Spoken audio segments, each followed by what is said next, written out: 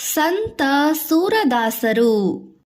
ಹಿಂದಿ ಸಾಹಿತ್ಯಾಕಾಶದ ಸೂರ್ಯ, ಕೃಷ್ಣ ಭಕ್ತಿಯ ಸಾಗರ, ವಾತ್ಸಲ್ಯ ರಸದ ಅದ್ವಿತೀಯ ಕವಿ, ಮಾಧುರ್ಯ ಭಾವಗಳ ಜನಕ.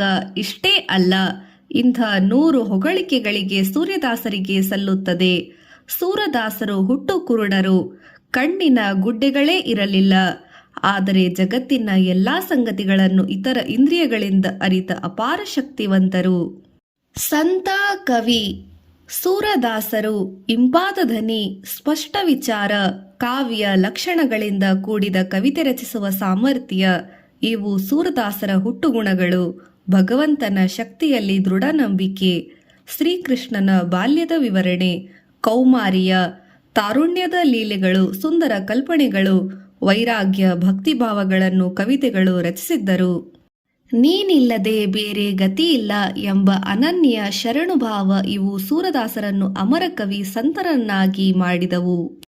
ಸೂರದಾಸರ ಜನಪ್ರಿಯತೆ ಎಷ್ಟಿತ್ತೆಂದರೆ ಅವರ ಕಾಲ 14ನೇ ಶತಮಾನದಿಂದ ಇಂದಿನ 20ನೇ ಶತಮಾನದವರೆಗೂ ಅವರ ಹುಟ್ಟು, ಸಾವು, ಬದುಕು, ಬಾಲ್ಯ, ತಾರುಣ್ಯ, ಸಾಧನೆ, ಭಾವನೆ, ಕಾವ್ಯರಚನೆ, ಕಲ್ಪನೆಗಳ ಕುರಿತು 106 ದಂತಕಥೆಗಳು, 10 ಪವಾಡಗಳನ್ನು ಹಬ್ಬಿಕೊಂಡಿವೆ. ಹಲವು ಜನ ವಿದ್ವಾಂಸರು ಸೂರದಾಸರ ಕೃತಿಗಳನ್ನು ಕುರಿತು ಗ್ರಂಥ ರಚನೆ ಮಾಡಿದ್ದಾರೆ. ಆದರೂ ಇಂದು ಅವರ ಕವಿತೆಗಳಲ್ಲಿ ದಿನವೂ ಹೊಸ ಹೊಸ ಅರ್ಥವನ್ನು ಕಾಣಬಹುದು. ಅವನು ಹೊಸ ಹೊಸ ರಾಗಗಳಲ್ಲಿ ಹಾಡಬಹುದು. ಇಂದು ಪ್ರಪಂಚದ ಪ್ರಮುಖ ಭಾಷೆಗಳಲ್ಲಿ ಸೂರದಾಸರ ಪದ್ಯಗಳ ಅನುವಾದ ಸಿಕ್ಕುತ್ತದೆ. ಅಯ್ಯೋ ಕುರುಡನೇ! ಉತ್ತರ ಭಾರತದ ಉತ್ತರ ಪ್ರದೇಶ ದೆಹಲಿಗೆ ಹತ್ತಿರದಲ್ಲಿ ಸಾಹಿ ಎಂಬ ಒಂದು ಸಣ್ಣ ಗ್ರಾಮ. ಅಲ್ಲಿ ಬಡ ದಂಪತಿಗಳು ವಿಕ್ರಮಶಕ 1535, ಕ್ರಿಸ್ತಶಕ 1478, ವೈಶಾಖ ಶುಕ್ಲ ಪಂಚಮಿ ಮಂಗಳವಾರ ಈ ದಂಪತಿಗಳಿಗೆ ಒಬ್ಬ ಮಗ ಹುಟ್ಟಿದ. ಘುಂಗರು ಕೂದಲು, ನೀಳನಾಸಿಕ, ಮುದ್ದಾದ ತುಟಿಗಳು, ಅಗಲವಾದ ಹಣೆ, ನಸುಕೆಂಪು ಮೈಬಣ್ಣ, ಸುಂದರವಾದ ಕೈಕಾಲುಗಳು, ದಷ್ಟಪುಷ್ಟವಾದ ಶರೀರ. ಮಗು ಮುದ್ದಾಗಿದೆ, ಹುಣ್ಣಿಮೆಯ ಚಂದ್ರನಂತೆ ಇದೆ. ಆದರೆ ಅಯ್ಯೋ, ಕಣ್ಣುಗಳು ಇರಲಿಲ್ಲ. ಕಣ್ಣುಗಳಿಲ್ಲವೇ? ಕಣ್ಣುಗುಡ್ಡೆಗಳೇ ಇಲ್ಲ. ಬಿಲ್ಲಿನಂತೆ ಬಾಗಿದ ಹುಬ್ಬುಗಳು ಮಾತ್ರ. ಇಂಥ ಮಗುವಿಗೆ ಕಣ್ಣಿಲ್ಲವೆಂದರೆ ಅಯ್ಯೋ, ನನ್ನ ಕಂದನಿಗೆ ಕಣ್ಣುಗಳಿಲ್ಲವೇ? ತಾಯಿ ಗೋಳಾಡಿದಳು. ಜನ ಸಹಾನುಭೂತಿ ವ್ಯಕ್ತಪಡಿಸಿದರು. ಕಣ್ಣಿಲ್ಲದಿದ್ದರೆ ಏನಂತೆ? ನನ್ನ ಮಗ ಕಣ್ಣಿಲ್ಲದೆ ಎಲ್ಲವನ್ನೂ ತಿಳಿಯಬಲ್ಲ. ದೇವರ ಇಚ್ಛೆ ಏನಿದೆಯೋ ಯಾರು ಬಲ್ಲರು? ತಂದೆ ಸಮಾಧಾನ ತಂದುಕೊಂಡು ಮಗನನ್ನು ಮುದ್ದಾಡಿದರು. ಹೆಂಡತಿಯನ್ನು ಸಂತೈಸಿದರು. ಮಗನಿಗೆ ಸೂರನೆಂದು ನಾಮಕರಣ ಮಾಡಿದರು. ತಂದೆ ತಾಯಿಗಳಿಗೆ ಸೂರನನ್ನು ಎತ್ತಿಕೊಂಡರೆ ಹಸಿವು ಮಾಯವಾಗುತ್ತಿತ್ತು. ಅಪ್ಪಿಕೊಂಡರೆ ಎದೆ ತುಂಬ, ಎತ್ತಿದರೆ ತೋಳು ತುಂಬ. ಮಗು ನೋಡಲು ಬಂದವರು ಹಾಲು ಹಣ್ಣು ತರುತ್ತಿದ್ದರು. ಕೆಲವರು ನಾಣ್ಯಗಳನ್ನು ಕೊಡುತ್ತಿದ್ದರು. ಎಲ್ಲರ ಮುದ್ದು ಕಂದ ಸೂರ ಈಗ ಓಡಾಡುತ್ತಿದ್ದಾನೆ. ಮುದ್ದಾಗಿ ಬೆಳೆದಿದ್ದಾನೆ. ಇಂಪಾಗಿ ಹಾಡುತ್ತಾನೆ. ತಾಯಿ ಹಾಡುತ್ತಿದ್ದ ಭಜನೆಯೆಲ್ಲ ಅವನ ಬಾಯಲ್ಲಿತ್ತು. ಸ್ಪಷ್ಟ ಉಚ್ಚಾರ, ಇನ್ನೂ ಕೇಳಬೇಕು ಎನ್ನುವಂಥ ಸ್ವರ. ಕುಳಿತಲ್ಲೇ ನಿಂತಲ್ಲೇ ಭಜನೆ ಹೂಡುತ್ತಾನೆ. ಹಾಡುತ್ತಾ ಕುಣಿಯುತ್ತಾನೆ. ನೆರೆಮನೆಯವರಿಗೆ, ಊರಿನವರಿಗೆ ಸೂರನ ಹಾಡು ಪಾಯಸದಂತೆ ಇಷ್ಟ. ಎಲ್ಲರ ಮನೆಗೆ ಕರೆದು ತಿಂಡಿ ಕೊಟ್ಟು ಹಾಡಿಸುತ್ತಾರೆ. ಅದೆಷ್ಟೋ ಸಲ ಸೂರ ಮನೆಯಿಂದ ಹೊರಹೋಗಿ ಎಲ್ಲಾದರೂ ಕಡೆ ಹಾಡುತ್ತಾ ಕುಳಿತು ಬಿಡುತ್ತಿದ್ದ. ಹಗಲು ರಾತ್ರಿಗಳು ಅವನಿಗೆ ತಿಳಿಯದು. ಒಬ್ಬನೇ ದಡದಡನೆ ನಡೆದು ಬಿಡುತ್ತಿದ್ದ. ದಾರಿ ನಡೆಯಲು ಯಾರ ಸಹಾಯವೂ ಬೇಡ. ಅವನ ಓಡಾಟ ನೋಡಿದರೆ ಕಣ್ಣು ಕಾಣುವುದಿಲ್ಲ ಎಂದು ಯಾರೂ ಹೇಳುವಂತಿರಲಿಲ್ಲ. ಒಂದು ದಂತಕಥೆ ಇದೆ. ಒಮ್ಮೆ ಸೂರ ಬಾವಿಯೊಂದರಲ್ಲಿ ಬಿದ್ದನಂತೆ. 1 ವಾರ ಅಲ್ಲೇ ಇದ್ದನಂತೆ. ಕೊನೆಗೆ ಶ್ರೀಕೃಷ್ಣ ಬಂದು ಅವನನ್ನೆತ್ತಿ ದೃಷ್ಟಿಯನ್ನು ನೀಡಿದನಂತೆ. ಆದರೆ ಶ್ರೀಕೃಷ್ಣನನ್ನು ಕಂಡ ಸೂರ ನಿನ್ನನ್ನು ನೋಡಿದ ಬಳಿಕ ನನಗೇಕೆ ಕಣ್ಣುಗಳು? ಅವನ್ನು ನೀನೇ ತೆಗೆದುಕೋ ಎಂದನಂತೆ. ಇದೊಂದು ಭಕ್ತರು ಕಟ್ಟಿದ ಕತೆ. ಚಿನ್ನದ ನಾಣ್ಯ. ಒಂದು ದಿನ ಸಂಜೆ ಸೂರನ ತಂದೆ ಸಂತೋಷದಿಂದ ಮನೆಗೆ ಬಂದರು. ಅಂದು ಯಾರೋ ಅವರಿಗೆ 2 ಚಿನ್ನದ ನಾಣ್ಯ ದಾನ ಕೊಟ್ಟಿದ್ದರು. ಚಿನ್ನದ ನಾಣ್ಯ ಇದುವರೆಗೂ ನೋಡದ ಅವರಿಗೆ ಸ್ವರ್ಗ ಸಿಕ್ಕಂತಾಯಿತು. ನೋಡಿದ ಏನು?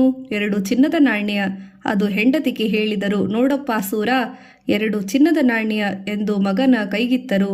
ನಾಳೆ ಬೆಳಿಗ್ಗೆ ಈ ಮನೆ ಬಿಡುವ. ಈ ಊರಿನ ಬಡತನದ ಜೀವನ ಇನ್ನು ಸಾಕು. ಜನ ನಮ್ಮನ್ನು ನೋಡಿ ಕನಿಕರ ಪಡುವುದು ಬೇಡ, ದಾನ ಕೊಡುವುದೂ ಬೇಡ. ಮಧುರಾದಲ್ಲಿ ನಮಗೆ ಜೀವನಕ್ಕೆ ಕಷ್ಟವೇ ಇಲ್ಲ. ಅಲ್ಲಿಯವರೆಗಿನ ದಾರಿ ಖರ್ಚಿಗೆ ಹಣ ಸಿಕ್ಕಿತು. ರಾತ್ರಿ ಗಂಡ ಹೆಂಡತಿ ನಿರ್ಧರಿಸಿದರು. ಚಿನ್ನದ ನಾಣ್ಯಗಳನ್ನು ಚಿಂದಿ ಬಟ್ಟೆಗಳಲ್ಲಿ ಕಟ್ಟಿ ಗೋಡೆಯ ಗೋಡಿನಲ್ಲಿರಿಸಿದರು. ಬೆಳಗಾಯಿತು. ಅವಸವಸರ ಅವಸರವಾಗಿ ಎದ್ದ ಮುರುಕ ಪಾತ್ರೆ ಹರಕು ಬಟ್ಟೆ ಗಂಟು ಕಟ್ಟಿ ಹೊರಡಲು ಸಿದ್ಧರಾದರು. ಇನ್ನೇನು ಹೊರಡಬೇಕು. ಆ ಚಿನ್ನದ ನಾಣ್ಯಗಳು ಗೂಡಿನಲ್ಲಿರಲಿಲ್ಲ. ಎಲ್ಲಿ ಹೋಯಿತು ಹುಡುಕಿದರು, ಸಂದಿಗೊಂದಿಗಳಲ್ಲಿ ಹುಡುಕಿದರು.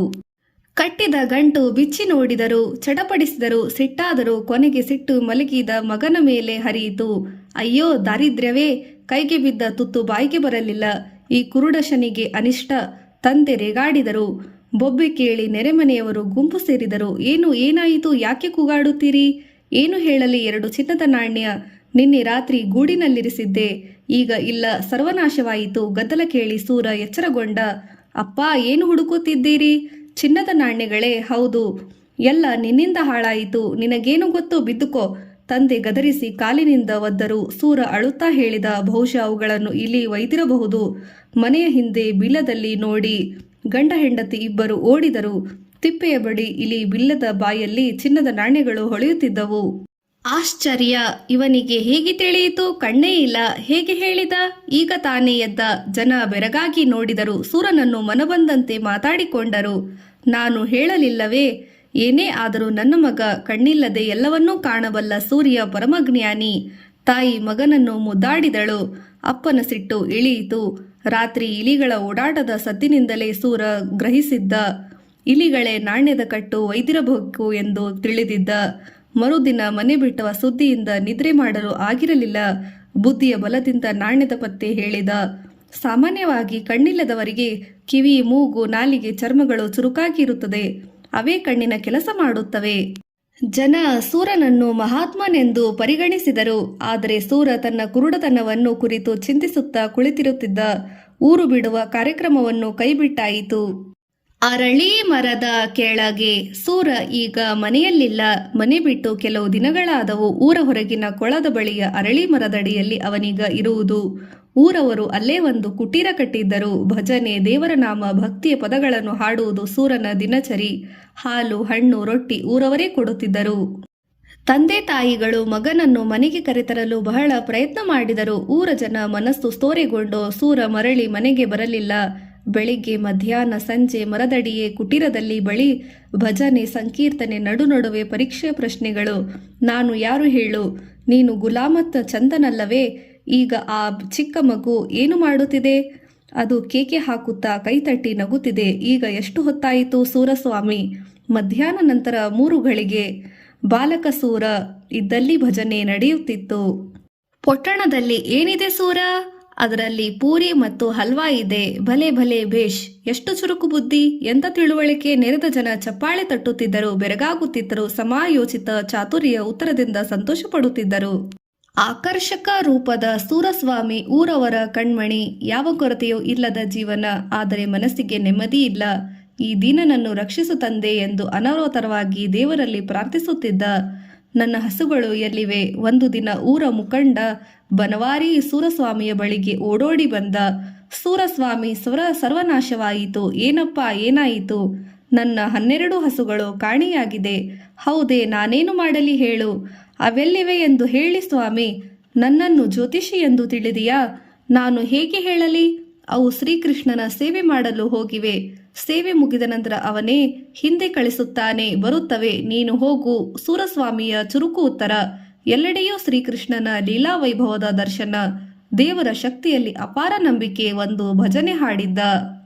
ಚರಣ ಕಮಲ ಬಂದೋ ಹರಿರಾಯಿ, ಜಾಕಿ ಕೃಪಾ ಪಂಗು ಗಿರಿಲಂಗೆ, अंधे को सब कूज दरसाई, बहिरौ सुने मूक पुनि बोलई, रंग चले सिर छत्र धराई, सूरदास स्वामी करुणामया, बार बार ವಂದೋ ತೇಹಿ ಪಾಹಿ.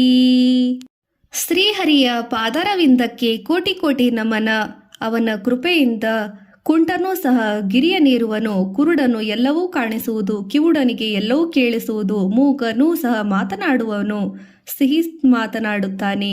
ಬಡವನೇಡಿ ಬಲೆಗೆ ಬೆಲ್ಗೊಂಡು ಹಿಡಿಸಿ, ಸೂರಸ್ವಾಮಿಯೇ ನೀನು ಕರುಣಾ ಸಮುದ್ರನಲ್ಲಿ ಸಲಸಲವು ವಂದನವು ನಿನ್ನ ಚರಣಕ್ಕೆ. ಹಾಡು ಕೇಳಿದ ಬನವಾರಿ ಸಮಾಧಾನದಿಂದ ಮನೆಗೆ ಹೋದ. ಮಧ್ಯರಾತ್ರಿಯ ವೇಳೆ ಕೊಟ್ಟಿಗೆಯಲ್ಲಿ ಗಂಟೆಗಳ ಶಬ್ದ. ಎದ್ದು ಬಂದು ನೋಡಿದ 12 ಹಸುಗಳು ಬಂದಿದ್ದವು. ಮಾಯೆಯಿಂದ ದೂರ. ಊರ ಮುಖಂಡ ಬನವಾರಿ ಸಂತೋಷದಿಂದ ಕುಣಿದಾಡಿದ. ಮರುದಿನ ಸೂರಸ್ವಾಮಿಯ ಶಕುನ ಜ್ಞಾನದ ಖ್ಯಾತಿ ಸುತ್ತಲೂ ಊರೆಲ್ಲ ಹರಡಿತು.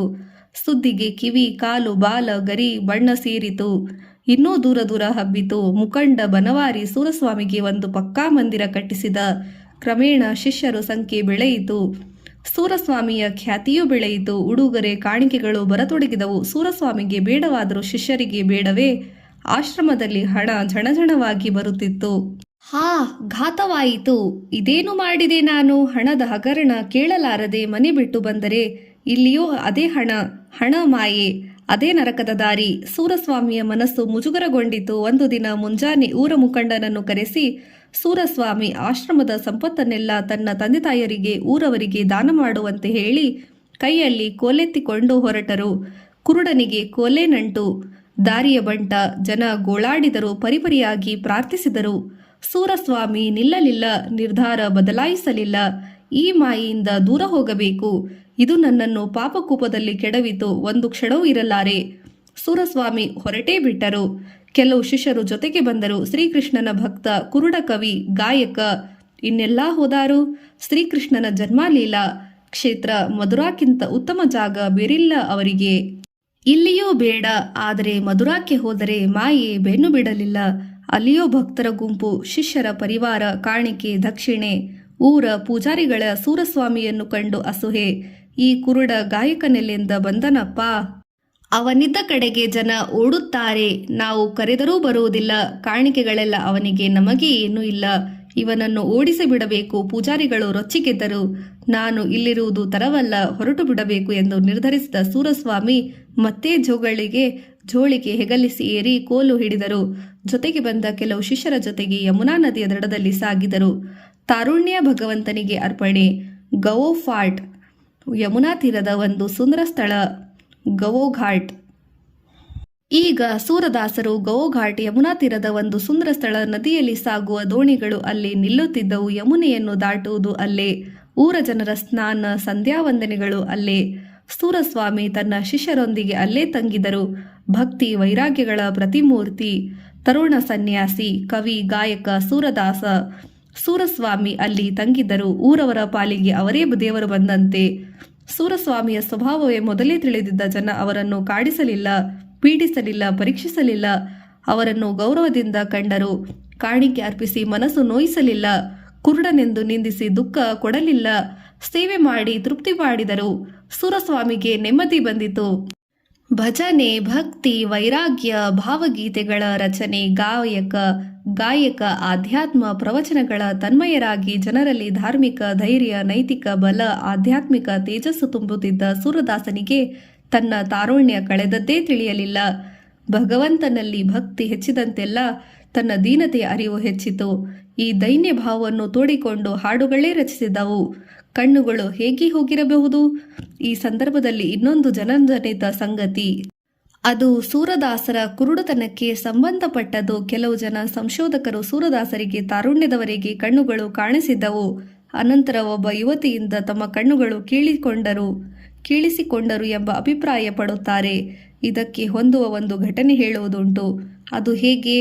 ಒಮ್ಮೆ ಸೂರದಾಸರು ಯಮುನೆಯಲ್ಲಿ, ಯಮುನಾ ತೀರದ ದಡದಲ್ಲಿ ಧ್ಯಾನ ಮಾಡುತ್ತಿದ್ದರು. ಜನ್ಮಾಂತರದಲ್ಲಿದ್ದ ರಾಧಾಕೃಷ್ಣರ ಸನ್ನಿಧಿಯಲ್ಲಿ ವಾಸಿಸುವ ಭಾಗ್ಯ ದೊರೆಯಿತು ಎಂದು ಸೂರದಾಸರು ಮನಸ್ಸಿನಲ್ಲಿ ಸಂತೃಪ್ತರಾದರು. ಹೀಗೆ ಧ್ಯಾನರಾಗಿ ಮಗ್ನರಾಗಿ ಕುಳಿತಿದ್ದಾಗ ಅವರನ್ನು ನೋಡಲು, ಆಶೀರ್ವಾದ ಪಡೆಯಲು ಬಹಳ ಜನ ಬಂದವರು. ಧ್ಯಾನ ಮಗ್ನರಾಗಿ ಸೂರದಾಸರು ಮಾತಾಡಿಸದೆ ದೂರ ನಿಂತರು ಬಹಳ ಜನ. ಗುಂಪಿನಲ್ಲಿ ಒಬ್ಬಾಕೆ ಸುಂದರ ಯುವತಿ ಇದ್ದಳು.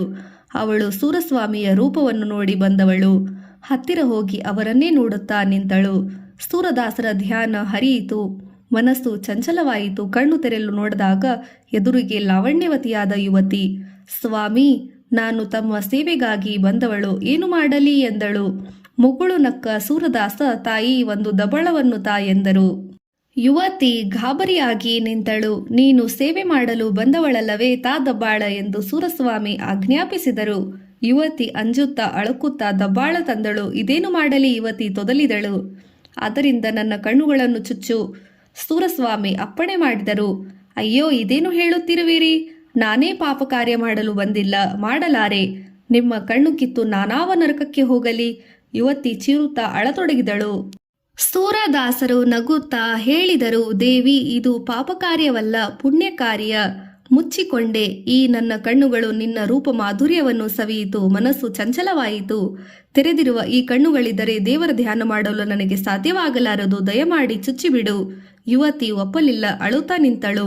ಕಡೆಗೆ ಅವಳು ಒಪ್ಪಲೇಬೇಕಾಯಿತು. ದಬ್ಬಳದಿಂದ ಕಣ್ಣುಗಳನ್ನು ಚುಚ್ಚಿದಳು. ಸೂರದಾಸರು ಕುರುಡರಾದರು. ಹೀಗಿದೆ ಕತೆ. ಕೇಳಲು ಚೆನ್ನಾಗಿದೆ, ಆದರೆ ನಂಬಲು ಧೈರ್ಯ ಬರುವುದಿಲ್ಲ. ಬಹಳ ಜನ ವಿದ್ವಾಂಸರು ಈ ಸಂಗತಿ ಒಪ್ಪುವುದಿಲ್ಲ. ಸೂರದಾಸರು ಹುಟ್ಟು ಕುರುಡ, ಪರಮಜ್ಞಾನಿ. ಊಹಿಸಿ ಕೇಳಿ. ಇತರ ಇಂದ್ರಿಯಗಳ ಸಹಾಯದಿಂದ ಎಲ್ಲವನ್ನೂ ತಿಳಿಯುವ ಶಕ್ತಿ ಅವರಿಗಿಲ್ಲಿತ್ತು ಎಂದು ಬಹುಜನ ವಿದ್ವಾಂಸರ ಮತ.